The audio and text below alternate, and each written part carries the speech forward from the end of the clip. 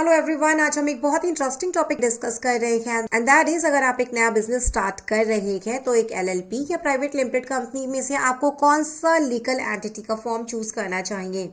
I hope आपको हमारी business series पसंद आ रही होगी जिसमें हम already sole proprietorship and partnership के बारे में डिस्कस कर चुके हैं, तो इन वीडियोस को रेफर करना मत भूलिएगा। चलिए विदाउट एनी डिले स्टार्ट कर लेते हैं आज का वीडियो, लेकिन इस चैनल पे न्यू हो तो इसे सब्सक्राइब करना बिल्कुल मत भूलना। तो जैसा कि आप यहाँ पर देख पा रहे हैं, एलएलपी और प्राइवेट लिमिटेड कंपनी में डिफरेंस की बात हम कर रहे हैं। तो सबसे पहली बात, अगर आप एक बिजनेस शुरू करना चाहते हैं तो आप कितने पर्संस के साथ में शुरू करना चाहते हैं, क्योंकि एलएलपी हो या प्राइवेट लिमिटेड कंपनी दोनों के लिए ही मिनिमम 2 पर्संस रिक्वायर्ड होती है। तो जब हम एक एलएलपी की बात करते हैं वहां पे हमारे होते हैं डेजिग्नेटेड पार्टनर्स, लेकिन जब हम प्राइवेट लिमिटेड कंपनी की बात करते हैं वहां पे होते हैं share holders and directors. All दो जो शेयर होल्डर्स हैं वही एज अ डायरेक्टर भी काम कर सकते हैं इन अ प्राइवेट लिमिटेड कंपनी। आपने लोग डिसाइड कर लिए, अब बताता है सेकंड क्राइटेरिया क्या होना चाहिए। एलएलपी और प्राइवेट लिमिटेड कंपनी दोनों ही लिमिटेड लायबिलिटी फॉलो करती हैं, जिसका मतलब ये होता है अगर आप एलएलपी में एक डेजिग्नेटेड पार्टनर हो या फिर एक प्राइवेट लिमिटेड कंपनी में शेयर होल्डर हो, कंपनी के लॉसेस के लिए आपकी लायबिलिटी अनलिमिटेड लायबिलिटी नहीं होती है, मतलब इसमें आपकी पर्सनल एसेट अटैच नहीं की जा सकती है।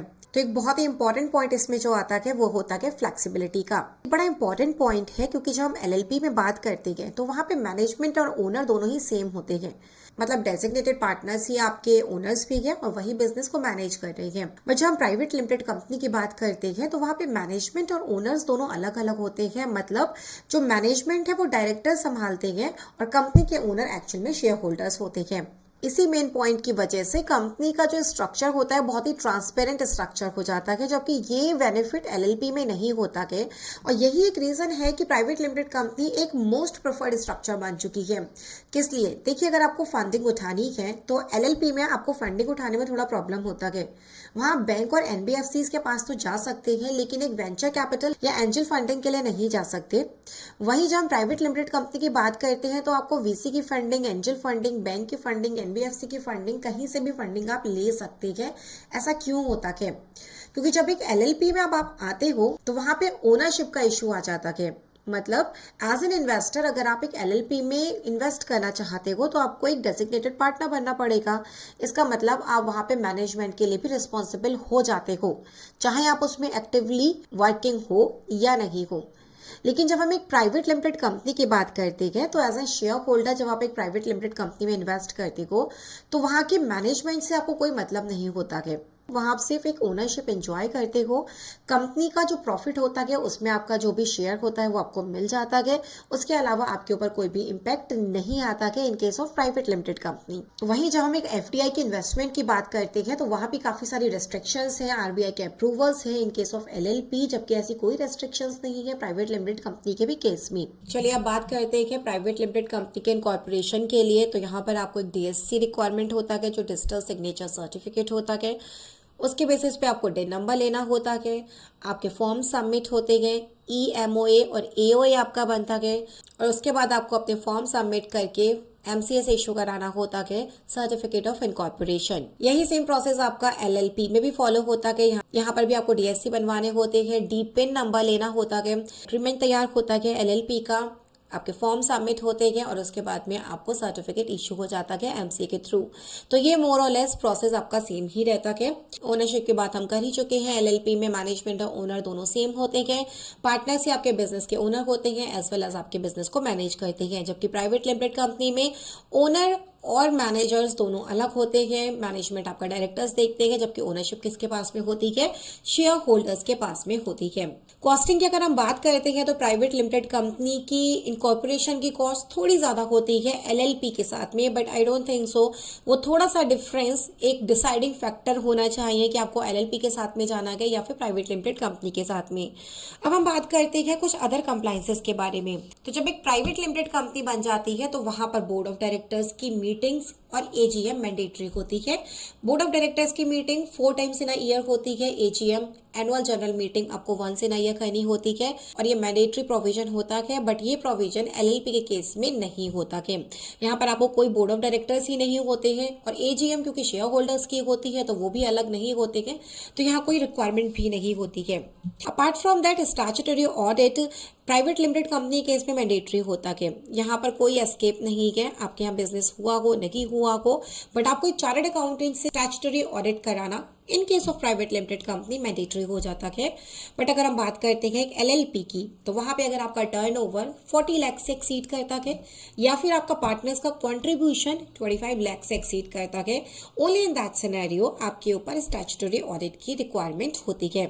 एनुअल फाइलिंग की बात करें तो एलएलपी में जाता है फॉर्म 8 और फॉर्म 11, जबकि प्राइवेट लिमिटेड कंपनी में एओसी 4 और एमजीटी 7 आपको सबमिट करना होता है, जिसमें आपको अपने books of accounts annual return submit करनी होती है। तो ये एनुअल कंप्लायंस का आपका डिफरेंस हो जाता है, यही वो एक्सपेंडिचर के। अच्छा, एक्सपेंडिचर की भी अगर एनुअली हम बात करें कंप्लायंसेस के, तो प्राइवेट लिमिटेड कंपनी केस में वो ज्यादा होती है क्योंकि वहां पे आपको ऑडिट वगैरह कराना पड़ता है, जबकि एलएलपी में ऐसी कोई रिक्वायरमेंट नहीं है, at least up to 40 lakh rupees. चलिए, आपने बिजनेस कर लिया, कंप्लायंसेस कर ली, बुक्स ऑफ अकाउंट्स भी मेंटेन कर लिए, अब आपका प्रॉफिट निकल कर आया। बट जब प्रॉफिट निकल कर आता है, इसके ऊपर आपको गवर्नमेंट को टैक्स भी पे करना होता है। तो जब हम एलएलपी में टैक्स की बात करते हैं, वहां पे 30% का फ्लैट टैक्स रेट होता है जो आपको गवर्नमेंट को देना होता है, जबकि प्राइवेट लिमिटेड कंपनी केस में अगर आपकी turnover is less than 400 CR तो 25%, मोर देन 400 CR तो 30% का आपके ऊपर टैक्स स्लैब रेट लगता है। तो ज्यादातर केसेस में 25% का ही टैक्स रेट लगता है in case of private limited company.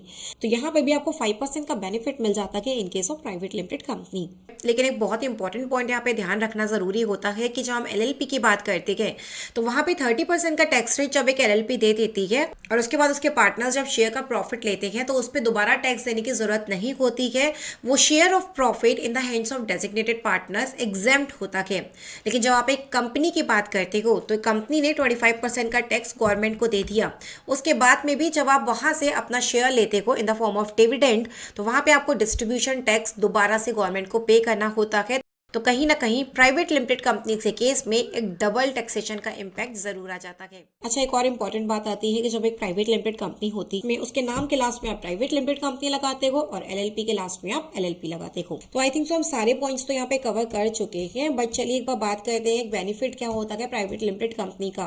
तो सबसे पहली बात है, अगर आप एक स्टार्टअप कंपनी है और आपको फंडिंग चाहिए, वीसी फंडिंग चाहिए, आपको लोगों से फंडिंग चाहिए, तो उस कंडीशन में आपको प्राइवेट लिमिटेड कंपनी पे ही जाना चाहिए। अगर आपको इम्पोर्ट एक्सपोर्ट के बिजनेस पे जाना के इंटरनेशनल एक्सपोजर चाहिए, इंटरनेशनल बिजनेस में सक्सेसफुल होने के लिए क्रेडिबिलिटी एक बहुत बड़ा इशू होता है जो प्राइवेट लिमिटेड कंपनी के साथ में आपके पास आ जाता है। वीसी फंडिंग आपको यहाँ पे मिल जाती है, साथ ही एक ट्रांसपेरेंट स्ट्रक्चर आपका मिलता है क्योंकि हम मैनेजमेंट और ओनर्स दोनों अलग होते हैं, तो एक ट्रांसपेरेंट स्ट्रक्चर खड़ा हो जाता है एक प्राइवेट लिमिटेड कंपनी के केस में। वहीं अगर हम एक लिमिटेड लायबिलिटी पार्टनरशिप की बात करते हैं तो यहाँ पे कंप्लायंस कॉस्ट थोड़ी सी कम होती है, एक परपेचुअल सक्सेशन मिलता है, वो तो आपको दोनों में ही मिल जाता है।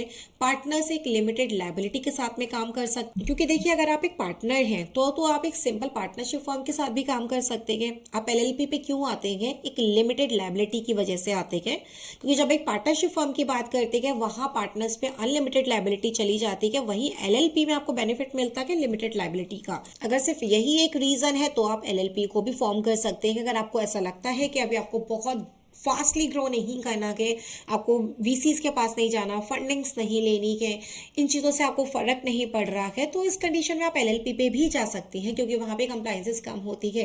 लेकिन अगर आपके माइंड में एक पूरा बिजनेस प्लान है और आगे जाकर आप उसको काफ़ी एक्सपेंड करना चाहते हैं, तो उस कंडीशन में इट्स रिकमेंडेबल कि आपको प्राइवेट लिमिटेड कंपनी के साथ ही जाना चाहिए, क्योंकि काफ़ी लोगों का ये ऑप्शन रहता है कि अभी एलएलपी से शुरू करते हैं फिर हम प्राइवेट लिमिटेड पे कन्वर्ट कर लेंगे।